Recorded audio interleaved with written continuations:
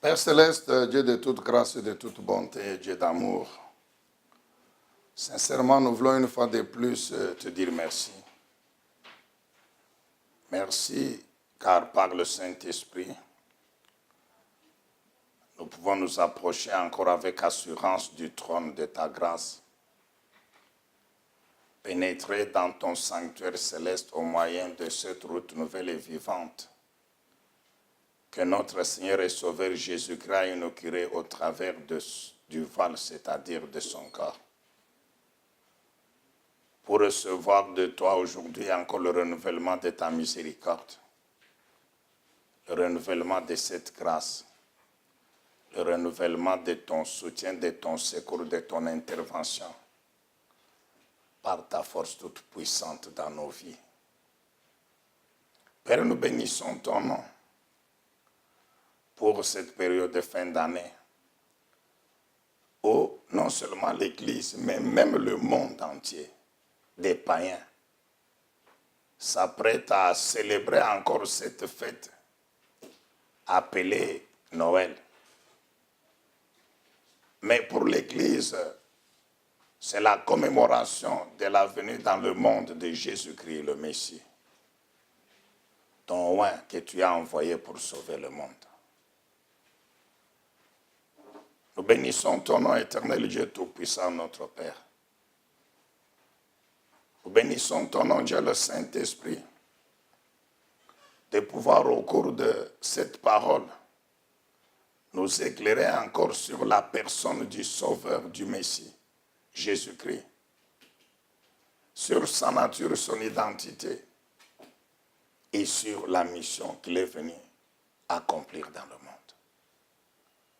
Et notre prière est que tout homme, toute femme qui entendra encore cette parole où qu'elle se trouve sur cette terre, si elle n'a pas encore cru en Jésus-Christ, que cette personne croit en Jésus-Christ, afin de bénéficier aussi de l'œuvre de salut accomplie par le Messie. Pour ceux qui croient en Jésus-Christ, cette parole sera une opportunité pour eux d'être fortifiés encore dans leur foi et de continuer à croire et à servir le Messie, le Seigneur Jésus-Christ, en attendant qu'il vienne nous prendre tous pour l'éternité effective au ciel. Ainsi, nous nous recommandons à toi. Nous voulons être juste un instrument dans tes mains. Notre esprit, âme et corps, instrument pour l'accomplissement de la mission que tu nous donnes encore aujourd'hui. Par la proclamation de ta parole. Et nous prions au nom de Jésus-Christ, nous disons Amen. Nous pouvons acclamer le Seigneur Dieu Tout-Puissant. Alléluia. Oui, bien-aimés dans le Seigneur, comme nous étions en train de le dire dans la prière, dans 5 jours exactement, le monde entier va célébrer encore cette fête communément appelée Noël. Non seulement l'Église, mais même ceux qui ne sont pas membres de l'Église de Jésus-Christ. Prenez besoin pour nous de revenir encore sur Noël signifie quoi tout ça, non? Nous savons que quand vous parcourez la Bible, même le dictionnaire biblique, vous ne trouverez nulle part le mot Noël. Mais qu'à cela ne tienne, en lisant plusieurs commentaires historiques, il revient que Noël c'était au fait une fête païenne qui était célébrée le 25 décembre. Une fête à l'honneur d'une divinité, le 25 décembre. Maintenant, l'Église, principalement l'Église catholique, à ses débuts, pour préserver les fidèles, de pouvoir le 25 être associé à cette fête d'une divinité païenne. L'Église avait mis le jour, le même jour, le 25 décembre, pour célébrer, commémorer la naissance du Sauveur Jésus-Christ dans le monde. Amen, bien-aimés dans le Seigneur. Nous savons que rien ne montre que Jésus était né effectivement le 25 décembre, non. Tout ce qu'on sait, c'est que Jésus était né l'an 4 à 5 avant Jésus-Christ. L'an 4 à 5 avant Jésus-Christ, à l'époque du roi Hérode le Grand. C'est en ce moment-là, en cette période-là, que le Seigneur était né. Mais quant à savoir quel jour du mois et quel mois, il n'y a rien qui prouve qu'il était né en décembre le 25. On sait seulement qu'il était né entre 4 et 5 avant Jésus-Christ, à l'époque du roi Hérode le Grand.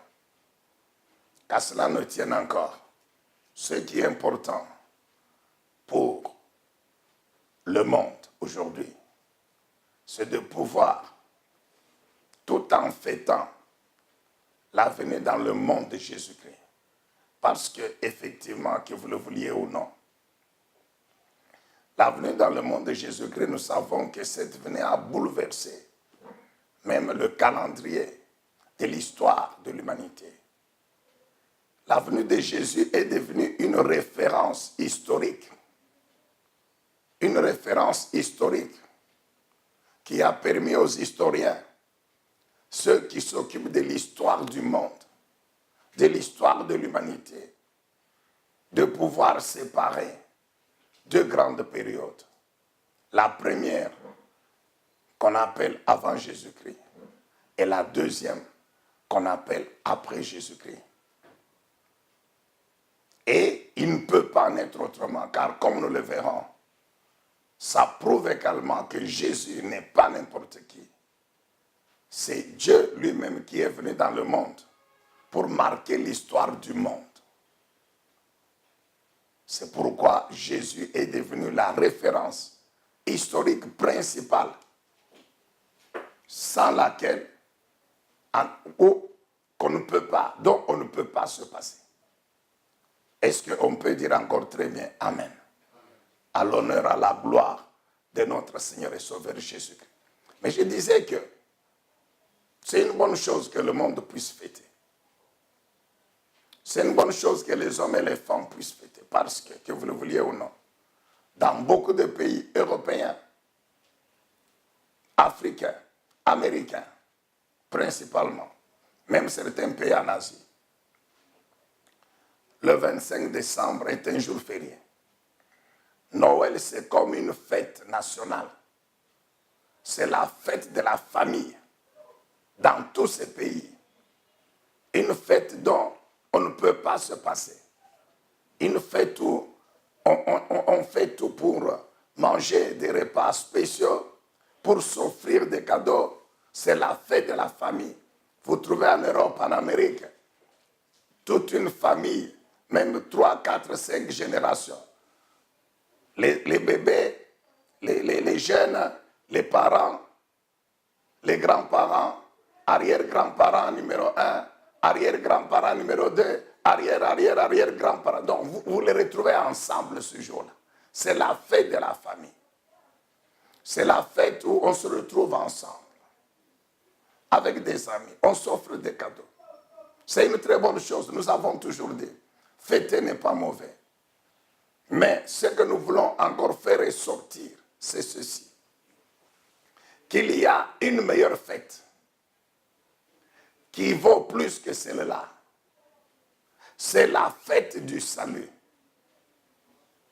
Parce que manger et boire, s'offrir des cadeaux, c'est bien. Mais c'est pour le corps. Or, Jésus, que l'on commémore, il est venu d'abord pour sauver l'homme véritable, sauver l'homme spirituel. Et quand l'homme spirituel a ce salut est sauvé, l'homme physique peut aussi bénéficier de cette vie, de l'homme spirituel qui est sauvé. Ainsi, tout l'être entier, esprit, âme et corps est sauvé. Donc, nous ne sommes pas contre que les gens puissent manger, puissent boire.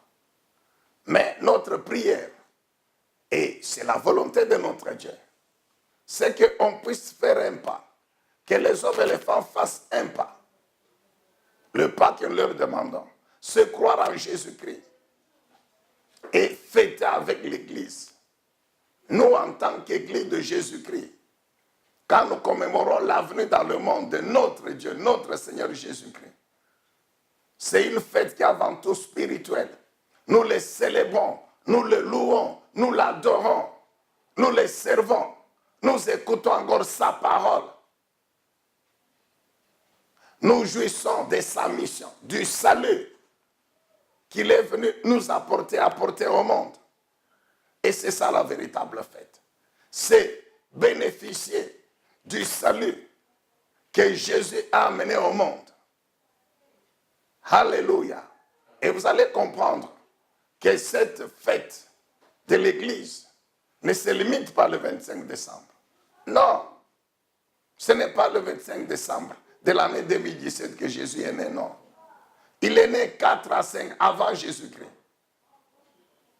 Mais depuis qu'il est né, depuis qu'il a accompli l'œuvre de rédemption de salut de l'humanité, la fête du salut a commencé. Tous les jours, en jouissant du salut, en vivant du salut, nous fêtons la nativité du Seigneur. Alléluia. Amen, bien-aimés dans le Seigneur. Alors, sans plus tarder, qui est réellement Jésus? Qui est réellement Jésus-Christ? Alors, la première chose que nous retenons, c'est que Jésus-Christ, en tant que Dieu, il a existé avant de naître. Jésus a existé avant de venir dans le monde. Il a existé, je dis bien, avant de venir dans le monde. Il s'agit de la préexistence de Jésus-Christ. Et le Seigneur Jésus, comme Dieu, il n'a pas laissé à l'homme la latitude de découvrir par lui-même que Jésus est Dieu. Ou bien la latitude d'attribuer à Jésus la divinité en disant, après avoir siégé, après avoir constaté ceci, cela, nous sommes tombés à la conclusion que Jésus est Dieu. Non, lui-même, par l'Esprit de Dieu le Père, le Saint-Esprit, il a révélé son identité. D'une manière claire, nette et précise, sans embâche, comme on dit. Alors, nous allons lire juste quelques textes qui démontrent la préexistence de Jésus-Christ en tant que Dieu.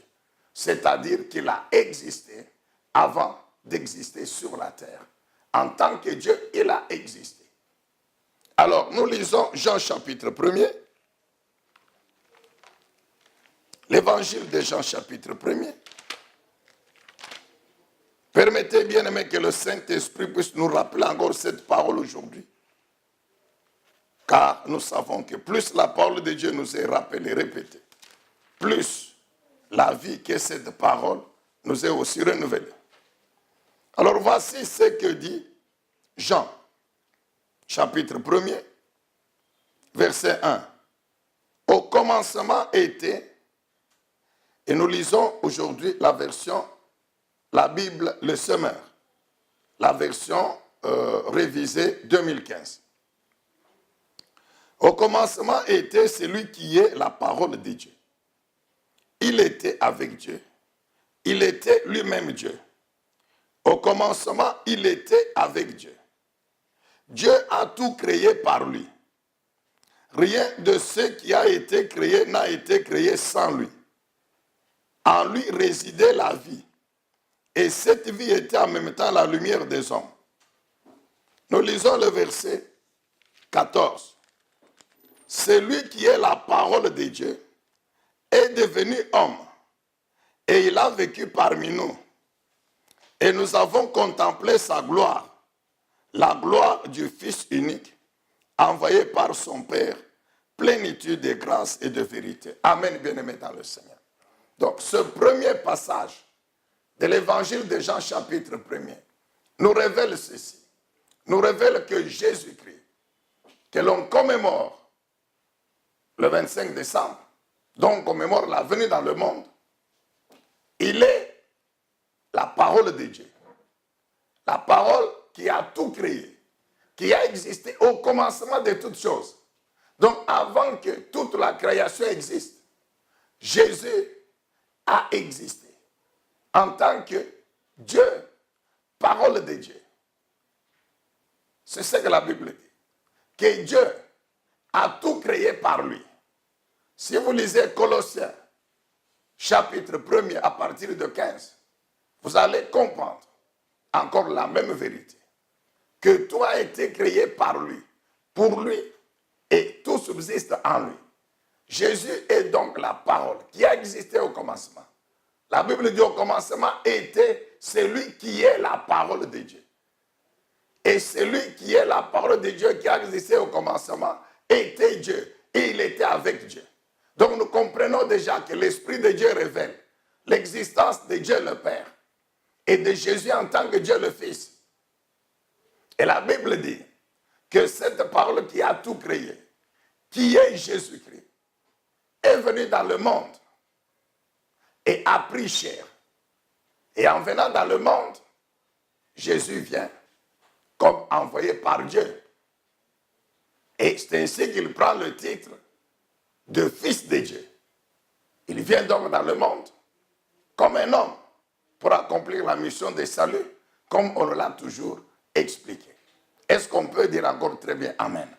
Nous avons dit que Jésus n'a pas laissé à l'homme la latitude de lui coller la divinité, non. Lui-même a tenu à le dire clairement. Nous allons dans Jean chapitre 8. Jean chapitre 8. Nous allons lire quelques passages. Et puis Jean chapitre 13. Jean chapitre 8, nous lisons le verset 23. Vous, leur dit-il alors, vous êtes d'ici bas, moi, je suis d'en haut. Vous appartenez à ce monde-ci, moi, je ne lui appartiens pas. C'est pourquoi je vous ai dit, vous mourrez dans vos péchés. En effet, si vous ne croyez pas que moi, virgule, je suis, virgule, vous mourrez dans vos péchés. Nous allons au verset 57. Quoi lui dirent-ils alors? Tu n'as même pas 50 ans et tu prétends avoir vu Abraham. Vraiment, je vous l'assure, leur répondit Jésus, avant qu'Abraham soit venu à l'existence, moi, je suis. Nous pouvons aller au chapitre 13, toujours de l'évangile de Jean. Jean, chapitre 13, verset 18. Je ne parle pas de vous tous. Je sais très bien quels sont ceux que j'ai choisis. Mais il faut que l'écriture s'accomplisse. Quelle écriture? Celui qui partage mon pain se tourne contre moi. Je vous le dis dès maintenant, avant que cela se produise, pour qu'au moment où cela arrivera, vous croyez que moi, virgule, je suis. Le chapitre 14. Ici, Jésus se révèle comme étant le chemin, la vérité et la vie. La seule voie qui mène à Dieu. Verset 6. Oui, je suis moi, Jésus, le chemin, la vérité et la vie. Personne ne va au Père sans passer par moi. Si vous me connaissez, vous connaîtrez aussi mon Père. Et maintenant déjà vous le connaissez, vous l'avez même vu. Philippe intervint, Seigneur, montre-nous le Père et cela nous suffit. Et quoi, lui répondit Jésus, après tout le temps que j'ai passé avec vous, tu ne me connais pas encore, Philippe. Celui qui m'a vu a vu le Père. Comment peux-tu dire, montre-nous le Père? Ne crois-tu pas que je suis dans le Père et que le Père est à moi? Amen, bien-aimés dans le Seigneur. Arrêtez-nous d'abord. Nous avons dit que avant d'en arriver à la venue de Jésus dans le monde et à sa mission, le Saint-Esprit veut nous rappeler aujourd'hui la préexistence de Jésus-Christ avant d'exister dans le monde. Préexistence en tant que Dieu. après que Jean, par le Saint-Esprit, ait révélé que Jésus-Christ, il est Dieu, il est la parole de Dieu qui a tout créé, que Dieu a tout créé par lui. Et qu'il est venu dans le monde, il a pris chair. Le Seigneur a tenu à révéler directement cette identité en tant que Dieu, en utilisant l'expression « je suis ». Nous savons que lorsque on veut parler de Dieu le véritable, c'est le Dieu qui existe de toute éternité. C'est le Dieu qui n'a ni commencement ni fin. Et lorsqu'il a appelé Moïse et qu'il lui a donné la mission de pouvoir aller en Égypte pour délivrer Israël de l'Égypte, Moïse tout bonnement lui a posé la question. C'est vrai, tu t'es révélé à moi, tu me donnes cette mission, tu m'envoies en Égypte pour délivrer les Israélites, tu m'envoies vers ton peuple. Mais ils me poseront la question, comment s'appelle notre Dieu?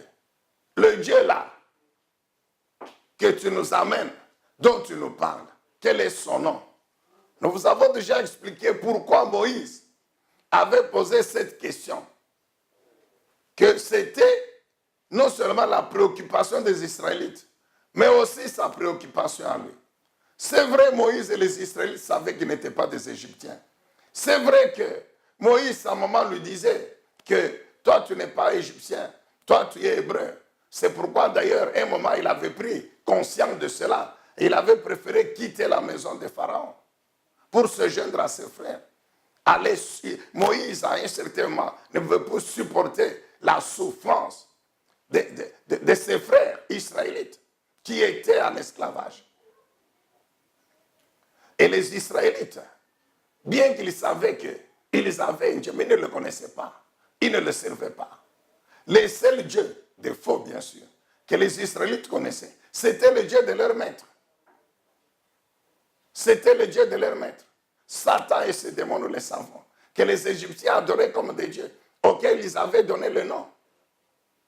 Donc les Israélites connaissaient bien les dieux de leur maître. Ils connaissaient leur nom. C'est ainsi que c'est tout, même Moïse aussi.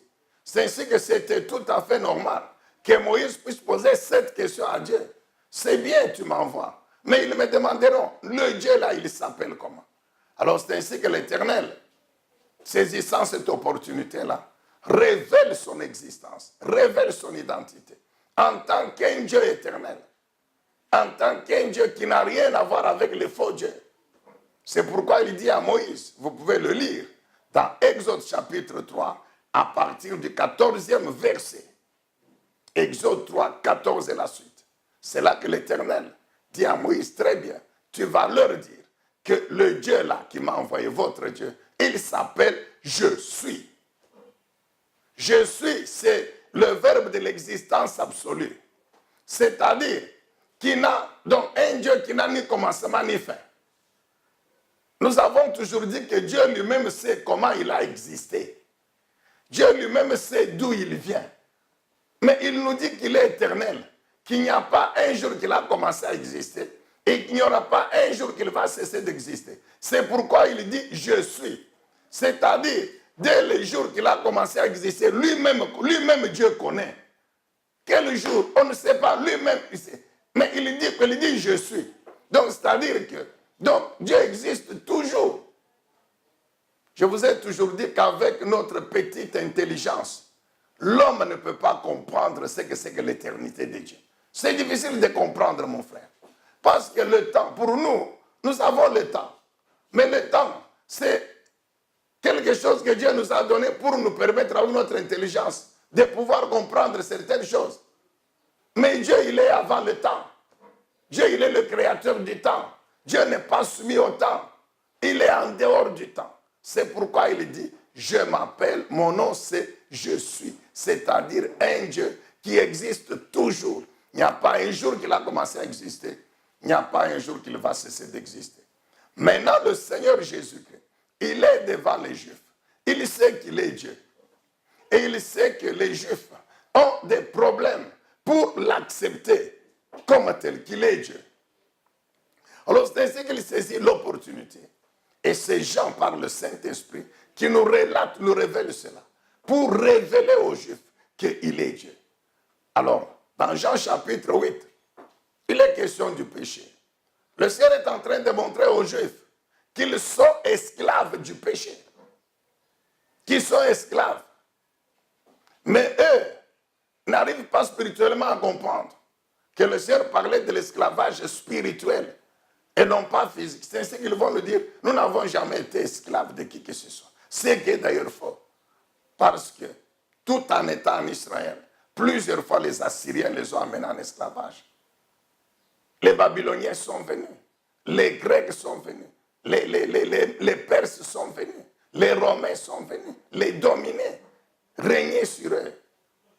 Amen, bien-aimés dans le Seigneur. Mais le Seigneur veut leur montrer que votre esclavage, c'est par rapport au péché. Vous êtes esclaves du péché.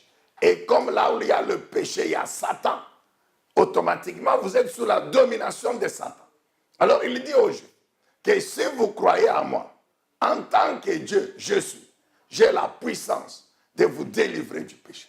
Donc, il saisit l'opportunité pour leur dire que votre Dieu là, le Dieu de vos ancêtres, dont vous vous glorifiez, c'est une bonne chose. C'est moi-même. De même qu'il est, je suis. Moi aussi, je suis, je suis. C'est pourquoi il leur dit, vous allez mourir dans vos péchés, parce que vous ne croyez pas que moi, Jésus, je suis. En d'autres termes, si vous croyez que je suis Dieu, au même titre que Dieu le Père, que le Dieu de vos pères, je vais vous délivrer de l'esclavage du péché. Vous serez effectivement libre. Amen, bien-aimés dans le Seigneur. La discussion a continué jusqu'à parler d'Abraham.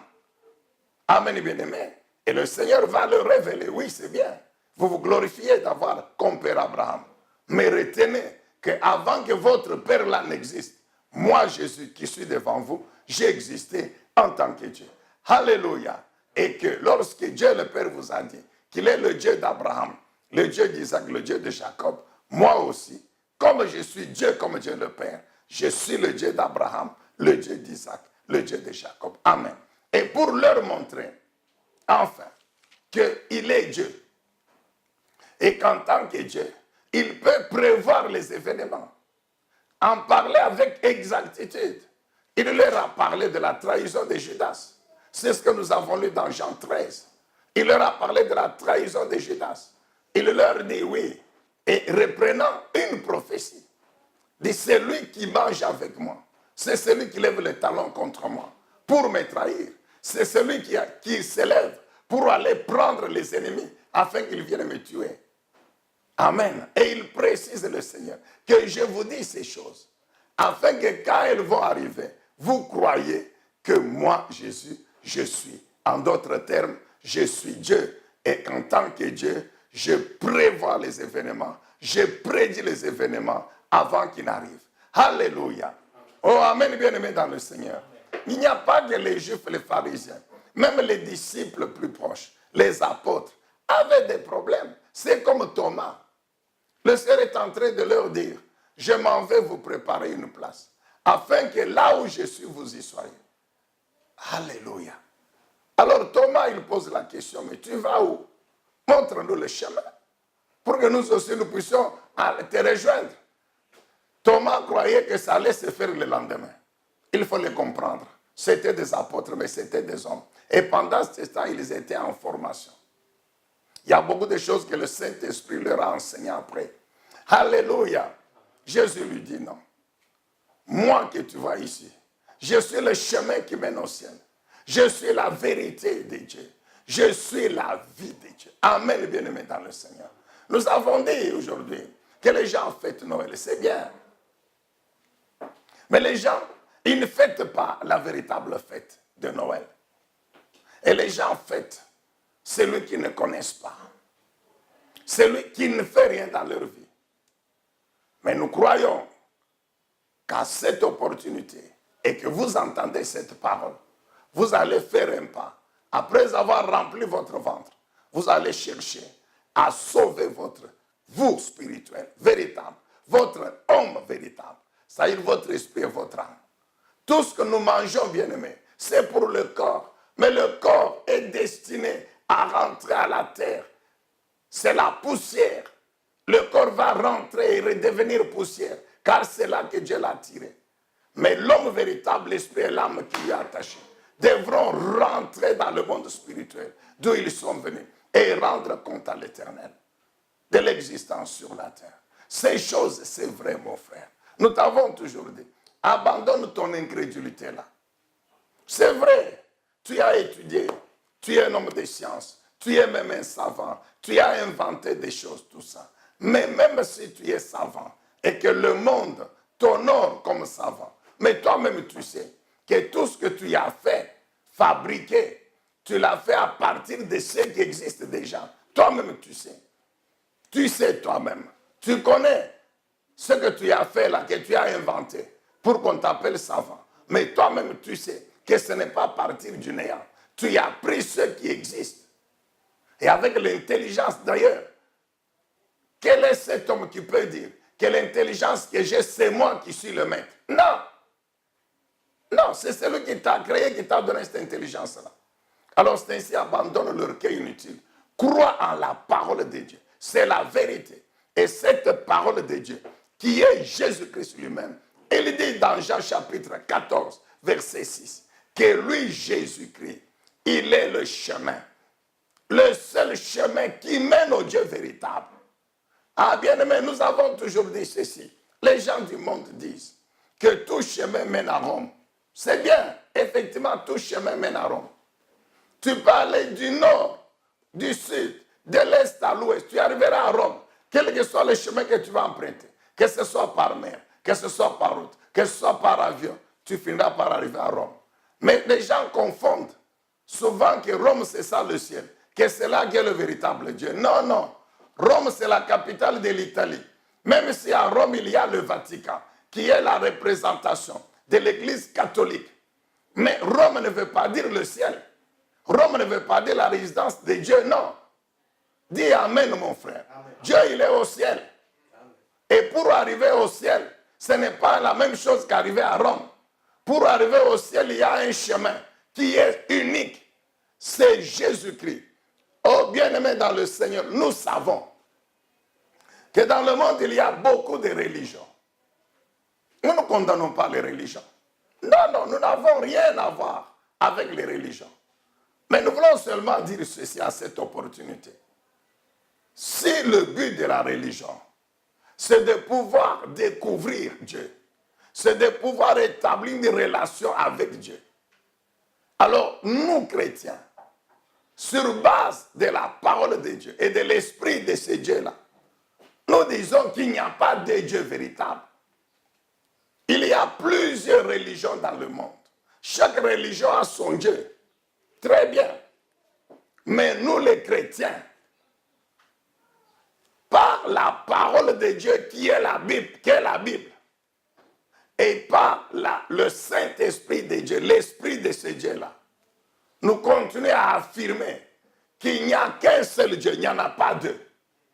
Il y a un seul Dieu qui a tout créé, qui est Je suis, qui s'appelle Je suis. Il est unique, mon frère.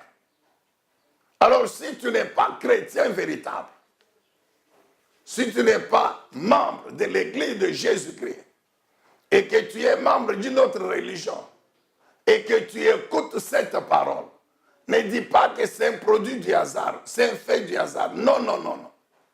C'est que notre Dieu, le Seigneur Jésus, il te fait grâce et il veut que tu puisses suivre le véritable chemin pour arriver à ce Dieu-là. Bien-aimé, c'est vrai quand nous parlons, parfois les gens, écoute mon frère, parfois les gens croient que non, non, après tout. Non, non. Oui, après tout, c'est la vérité. Mais la vérité que tu comprendras, que tu connaîtras, mais ça risque d'être trop tard pour toi. Tu vas commencer à regretter, mais ce sera trop tard. La vérité concernant le Dieu vrai, c'est Jésus-Christ. C'est Jésus, mon frère. Le chemin pour arriver à ce Dieu-là, c'est Jésus. La vie, pour vivre avec ce Dieu-là, c'est Jésus. C'est ce que Jésus veut dire. Vous voulez vivre avec le Dieu là que vous cherchez dans votre religion. Très bien. Croyez en moi. Car moi, je suis l'incarnation de sa vie. Si vous croyez en moi, moi, je vais vous donner la vie de Dieu, de ce Dieu-là. Ainsi, quand le jour arrivera, vous vivrez effectivement avec lui. Bien-aimés, prenez besoin de vous rappeler, surtout à vous les chrétiens, même aux païens, que ne peut vivre avec Dieu au ciel que celui qui vit sa vie sur la terre. Si tu es sage et humble, tu dois, reconnaître qu'en tant qu'un être humain, ta vie ne s'arrête pas sur la terre. Sur la terre, c'est la vie de ton corps qui va s'arrêter. Mais toi, véritable, l'homme spirituel, ta vie se poursuivra dans le monde spirituel, où tu trouveras le Dieu là. Alors si tu es sage et humble, tu ne peux que croire à cela. Tu ne peux que avoir ce souci-là, cette espérance-là, que après ta vie, écoute mon frère, tu peux être n'importe qui sur la terre ici. Écoute, tu peux être le président de tous les pays du monde. Tu vois, on prend tous les pays du monde ici. Les grandes puissances là-bas, la Russie, les États-Unis, sont les grandes puissances. Aujourd'hui, la Chine, tu prends l'Europe occidentale, tout ça, le Japon, tous ces pays-là. Toi, tu es leur président, ou leur roi, comme tu veux, ou leur empereur. Mais sache que tu demeures un homme et que les jours de ta vie sur la terre sont comptés. Il y a un temps où, comme tout homme normal, tu vas aussi partir. Maintenant, pense à ta vie de l'autre côté. Le Seigneur Jésus a dit, à quoi servirait-il à un homme de gagner toute la terre, d'être l'homme le plus riche de la terre, d'être le roi de toute la terre, mais si après sa mort, son âme va en enfer, si après sa mort, son âme est condamnée et va passer l'éternité en enfer, mon frère, crois au Seigneur Jésus-Christ, tu seras sauvé et tu suivras le chemin qui mène au Dieu véritable. Tu vivras la vie du Dieu véritable sur la terre. C'est une garantie pour toi de vivre éternellement avec lui. Alléluia. C'est toujours dans l'évangile de Jean 14. Parce qu'après, quand Jésus a répondu à la question de Thomas l'apôtre, qu'il est le chemin, la vérité, la vie, la seule voie qui mène à Dieu, il y a Philippe qui lui montre, qui lui pose une autre question. Tu nous parles, tu dis, je vais aller au Père, au Père. Montre-nous le Père et cela nous suffit. Montre-nous le Père, cela nous suffit. C'est alors que le Seigneur Jésus lui dit, c'est lui qui m'a vu, a vu le Père. Donc Jésus lui-même, il révèle qu'il est Dieu. Il dit Dieu le Père. Il est en moi, je suis en lui. Je suis sa représentation. Oui, nous savons que Jésus-Christ, c'est l'incarnation de Dieu.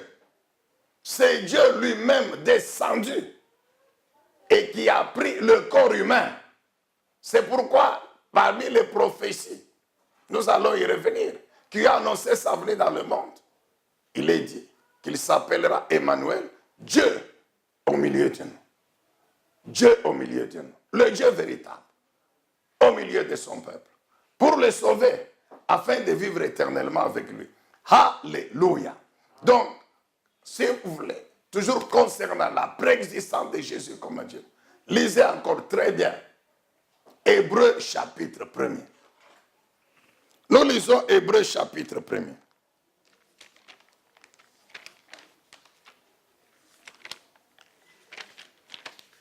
Hébreux chapitre 1er.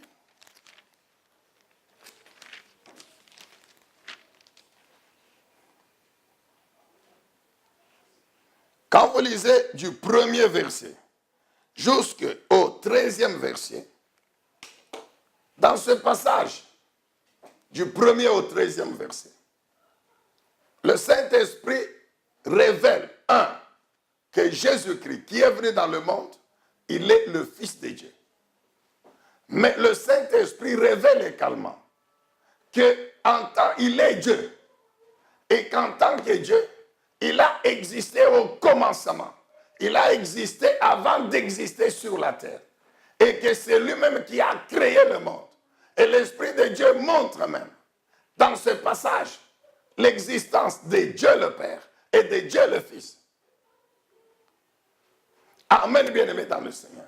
Et dans ce passage, le Saint-Esprit révèle que depuis que Jésus est venu, jusqu'à aujourd'hui, Dieu nous parle par lui, par le Fils.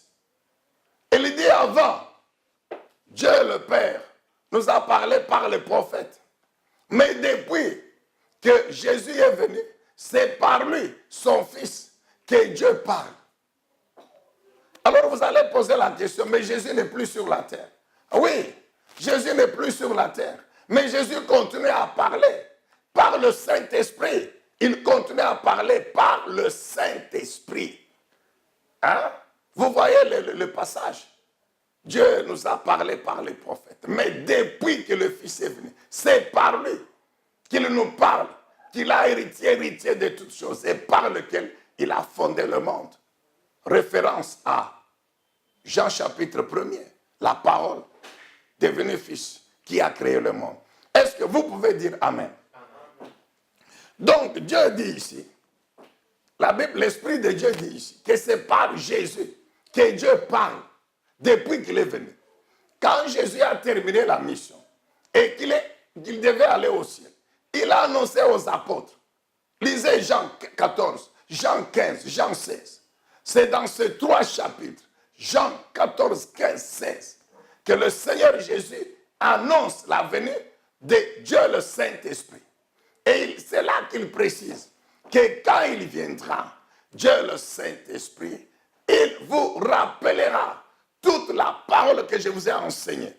Il vous enseignera de nouvelles choses. Il me glorifiera. Jésus dit, il prendra de ce qui est en nous Dieu le Père, Dieu le Fils que je suis. Et il vous annoncera, il sera éternellement avec vous et il sera en vous. Jésus dit éternellement. Donc il n'y a pas un jour que le Saint-Esprit allait aussi cesser de dire non, maintenant le temps est arrivé, c'est fini, maintenant je rentre aussi au ciel. Maintenant, c'est le prophète de votre église. Comme nous voyons aujourd'hui, parfois, donc des églises qui se disent même chrétiennes. Non, vous n'êtes pas chrétien.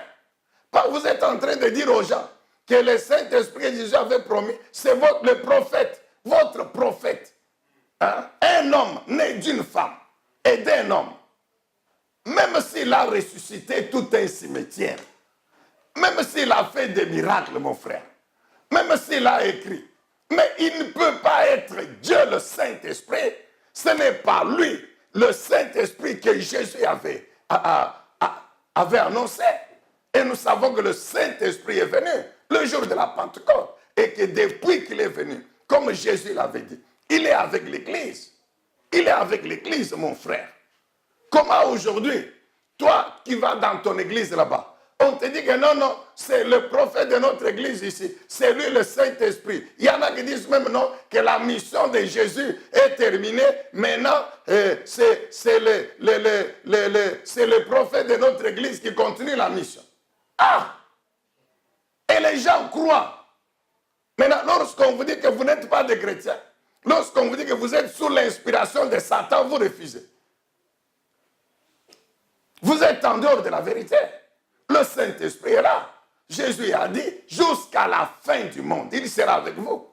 Le Saint-Esprit ne va se retirer du monde que le jour qu'il enlèvera l'Église. Et l'Église n'est pas encore enlevée. Dis Amen, bien-aimé dans le Seigneur. Dieu continue à parler par Jésus-Christ au travers du Saint-Esprit. Alléluia. Amen, bien-aimé. Nous rentrons toujours dans Hébreux chapitre 1er.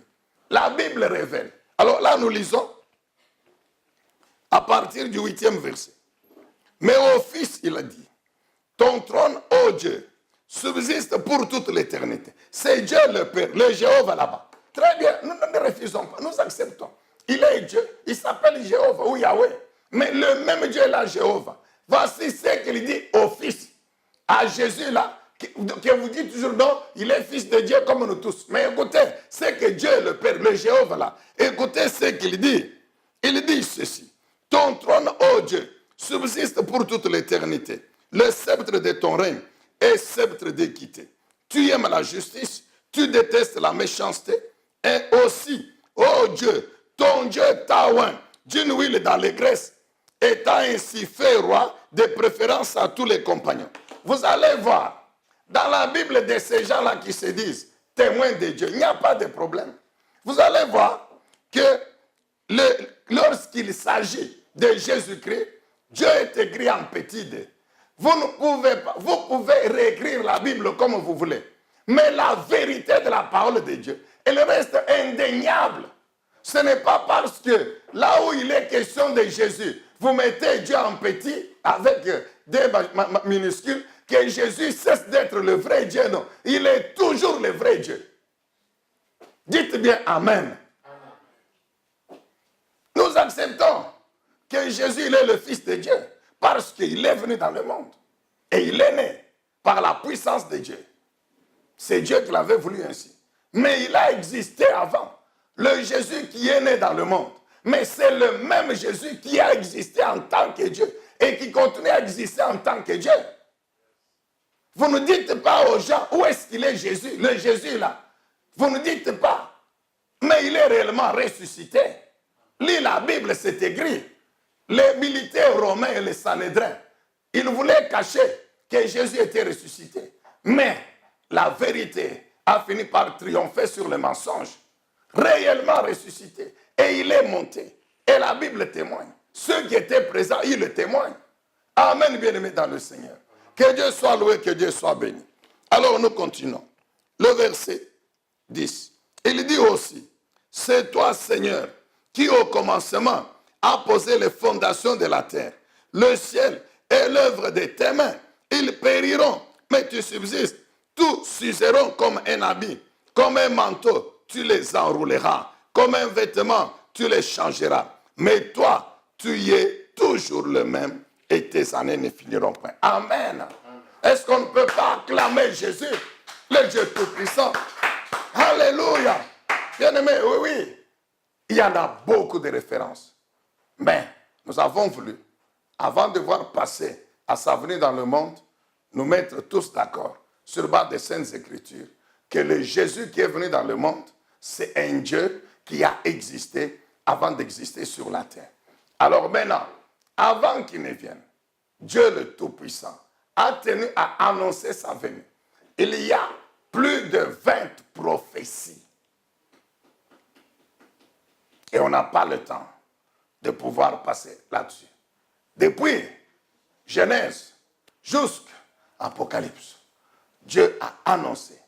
Depuis Genèse jusqu'à sa naissance, sa venue dans le monde, Dieu a annoncé la venue de Jésus. Et quand Dieu a annoncé la venue de Jésus, non seulement Dieu a annoncé qu'en réalité c'est moi Dieu qui descends dans le monde pour vivre avec mon peuple, mais Dieu a également annoncé sa mission, qu'il venait comme sauveur, comme libérateur, comme rédempteur de l'humanité.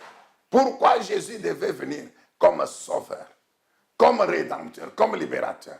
Parce que toute l'humanité, nous savons depuis Adam et Ève, ils avaient péché contre Dieu.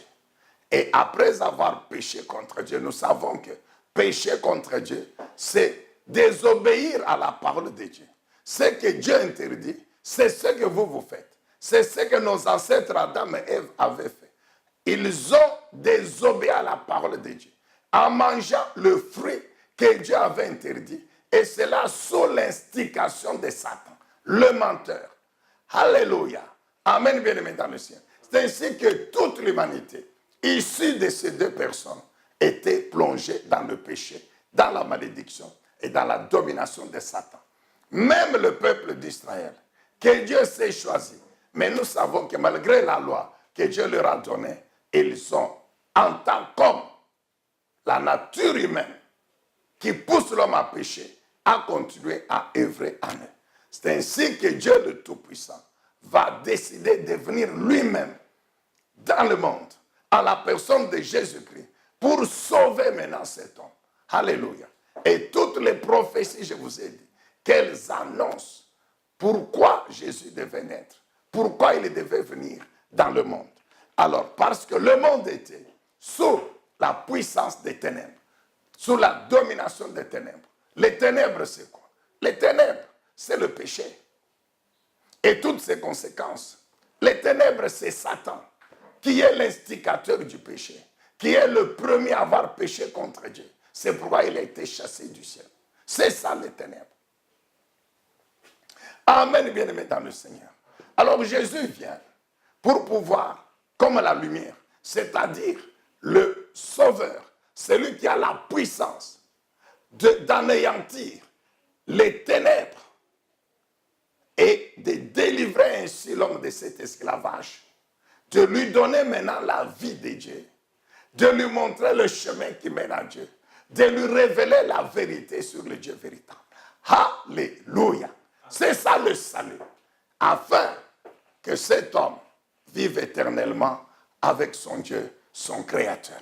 Alors, nous lisons donc rapidement quelques-unes de ces prophéties.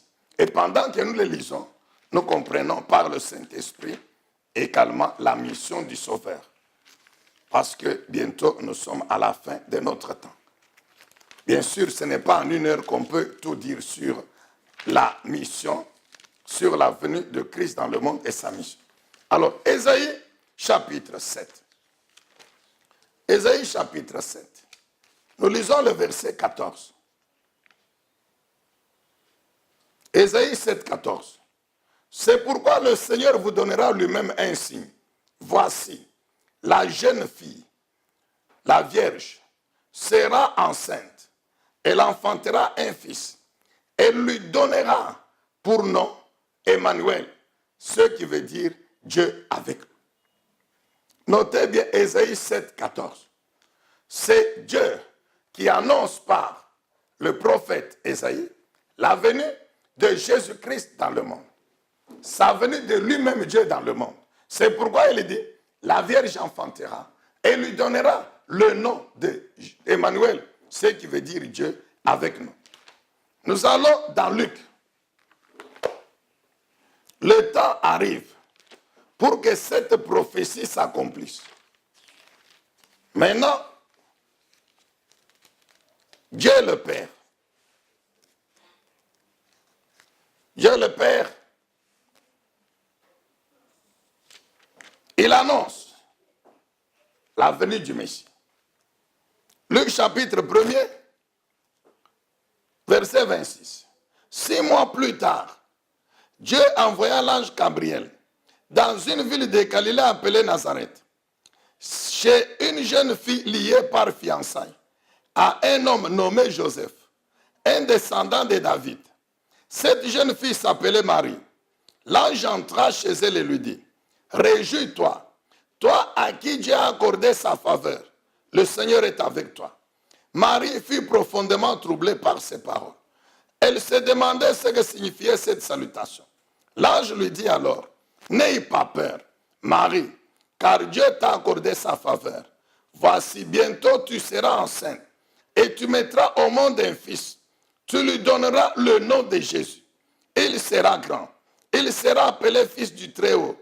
Et le Seigneur Dieu lui donnera le trône de David, son ancêtre. Il régnera éternellement sur le peuple issu de Jacob.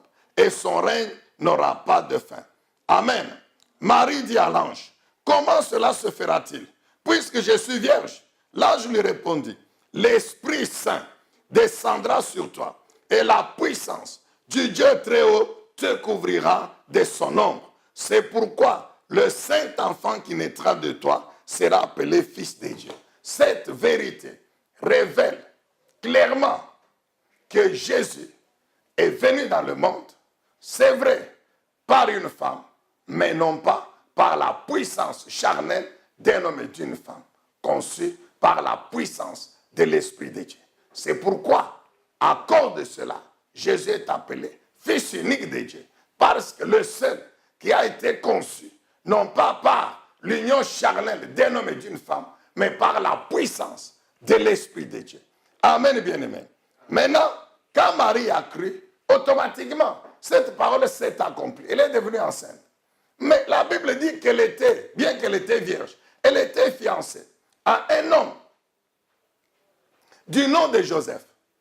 Et quand Joseph a découvert que sa fiancée était enceinte, pour la préserver, afin qu'elle ne soit pas lapidée comme c'était la coutume à l'époque, Joseph a décidé secrètement de rompre les fiançailles. Alors nous lisons Matthieu chapitre 1. Nous allons maintenant dans Matthieu. Quand nous arrivons dans Matthieu, écoutez bien, aimé, toi qui ne crois pas au Dieu de Jésus-Christ. Matthieu chapitre 1er, le verset 18. C'est la parole de Dieu que nous enseignons, que nous prêchons. Donc, souffrons, acceptons de la lire. Matthieu 1, verset 18. Voici dans quelles circonstances Jésus-Christ vint au monde. Double point. Marie, sa mère, était liée par fiançailles à Joseph. Or, elle se trouva enceinte par l'action du Saint-Esprit, avant qu'ils aient vécu ensemble. Joseph, son futur mari, était un homme juste. Il ne voulait pas la livrer au déshonneur. C'est pourquoi il se proposa de rompre ses fiançailles sans en ébruiter la raison.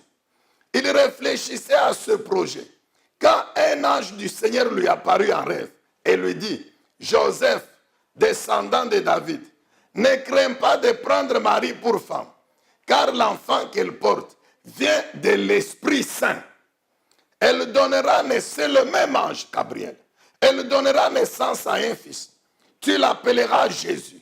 C'est lui, en effet, qui sauvera son peuple de ses péchés. Tout cela arriva pour que s'accomplisse cette parole du Seigneur transmise par le prophète. Voici, la jeune fille vierge sera enceinte. Elle enfantera un fils et on l'appellera Emmanuel, ce qui veut dire Dieu avec nous. Ici, référence, l'ange Gabriel fait référence à Ésaïe chapitre 7, le verset 14. Ésaïe a prophétisé au moins 7 siècles avant que Jésus ne vienne. Qu'Ésaïe a prophétisé, mon frère. Maintenant, quand le temps arrive, la prophétie s'accomplit. C'est ce que nous avons lu dans Luc. C'est ce que nous venons de lire dans Matthieu. Bien-aimé, tu as quelle incrédulité, toi? Tu es tellement orgueilleux. Comment tu ne peux pas croire que cette parole est la vérité? Cette Bible existe depuis des millénaires. Et Satan n'a pas réussi à effacer la vérité. Comment toi aujourd'hui tu ne crois pas? Oh bien-aimé, nous prions au nom de Jésus. Que le Saint-Esprit t'aide. Qu'il brise en toi l'incrédulité, l'orgueil, et que tu crois. Ainsi tu seras sauvé. Tu vois, l'ange Gabriel parle à Marie. Lui dit, l'enfant que tu vas concevoir, quand tu vas le mettre au monde, tu lui donneras le nom de Jésus. Marie n'a pas encore parlé avec Joseph. Non, non, ils n'ont pas encore parlé avec Joseph. Il ne faut pas suivre les films. J'ai vu évidemment dans un film où, après Marie est allée dire à Joseph, je suis enceinte. Non, non. La Bible ne dit pas que Marie, quand elle est tombée enceinte, elle a appelé Joseph pour lui expliquer. Non. Joseph a constaté que ma femme est enceinte. Même si Marie lui avait dit. Mais Marie ne lui a pas dit que l'ange m'a dit que l'enfant s'appellera Jésus. Non. Maintenant, Joseph prend la décision. Car si Marie avait dit à Joseph, voici ce que l'ange a dit, que c'est le Fils de Dieu, ceci, cela, Joseph allait avoir un peu peur. Amen, bien-aimé. Donc, je crois que Marie ne lui a rien dit. Mais Joseph constate qu'elle est enceinte. Alors, c'est ainsi que Joseph décide de rompre. Le même ange Gabriel vient la nuit. Et il lui révèle, non seulement que l'enfant va s'appeler Jésus, mais il lui explique le nom de Jésus. Jésus, c'est en français, mon frère. Écoute, Jésus, c'est en français. En hébreu, c'est Yeshua ou Yahweh. C'est-à-dire l'Éternel, le Dieu qui sauve son peuple. Yahweh veut dire l'Éternel Dieu qui sauve son peuple. Et comme c'est Dieu lui-même qui vient pour habiter au milieu des hommes et les sauver. C'est ce que veut dire Emmanuel. Dieu ne pouvait donner à Jésus que son nom. Que son nom. Amen, bien-aimé dans le Seigneur. Jésus veut dire, Jésus c'est en français. En hébreu, ça veut dire Yeshua. Mashiach, ça veut dire Messie. Jésus-Christ, Yeshua, Mashiach. Christ, c'est le Messie. Loin pour accomplir la mission. C'est tout.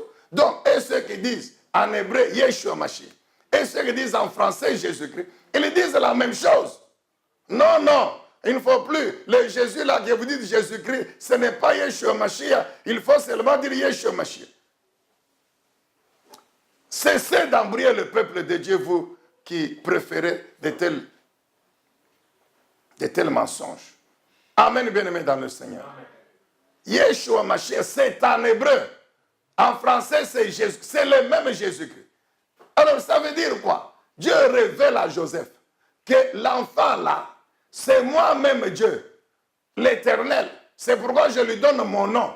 Il vient avec la mission de sauver son peuple de ses péchés. Amen, bien-aimé. C'est ça la mission de Jésus.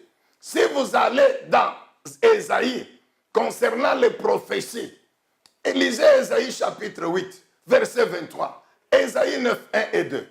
Lisez Ésaïe chapitre 42, verset 6 et 7. Lisez Ésaïe chapitre 49, verset 6.